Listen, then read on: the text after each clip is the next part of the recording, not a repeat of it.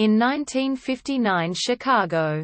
The Younger family is expecting a life insurance check of $10,000 after the death of Walter Lee's mother Lena's husband, Walter Younger. Walter Lee wants to spend the money to invest in a liquor store with his partner Bobo, hoping that it will put an end to his wife Ruth and son Travis' financial troubles, while his sister, Benetha, who had recently accepted a date with George Murchison, would use it to pay her medical school tuition.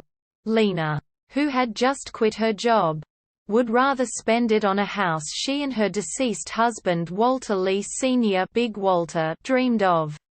At the Green Hat Club, Walter Lee and Bobo discuss how they will invest in their liquor store when Willie Harris, a friend, chips in by telling them how they can get their business license from people in Springfield and that they could move the business near the Green Hat, with Walter Lee and Bobo agreeing.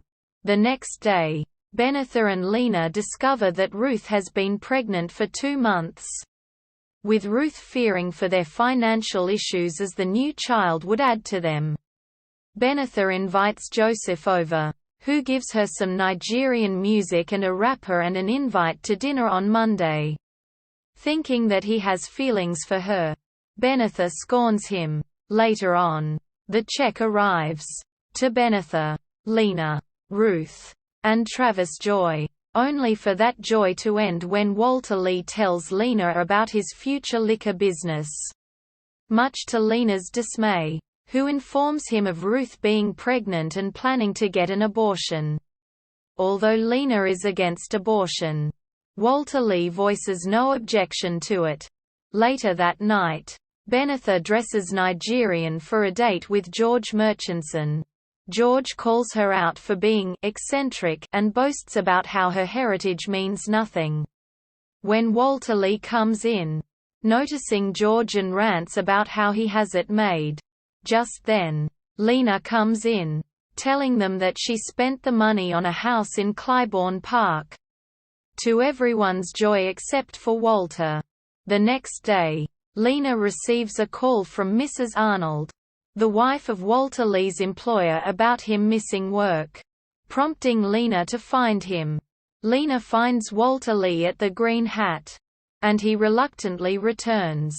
Meanwhile, Ruth tries to get an abortion with help from Miss Tilly, who works at a salon. Discovering how the process works, Ruth changes her mind and leaves.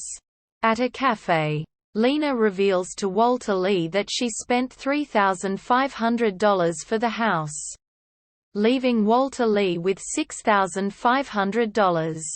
She tells Walter to deposit $3,000 for Benetha's tuition and take the remaining $3,500 for himself. The next day, the Youngers explore the new house. Much to their white neighbors' disgust, a man from the Clybourne Park Improvement Association named Carl Lindner arrives to offer the Youngers money in return for staying away. But they refuse the deal.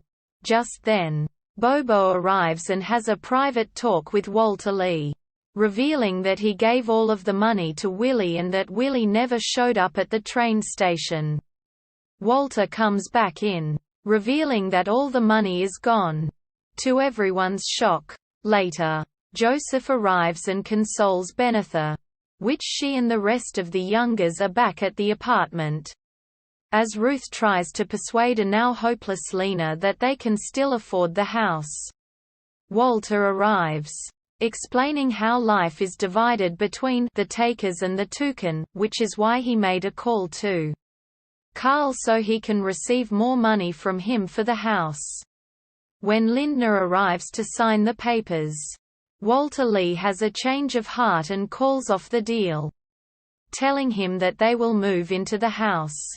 The Youngers get ready to move into their new home.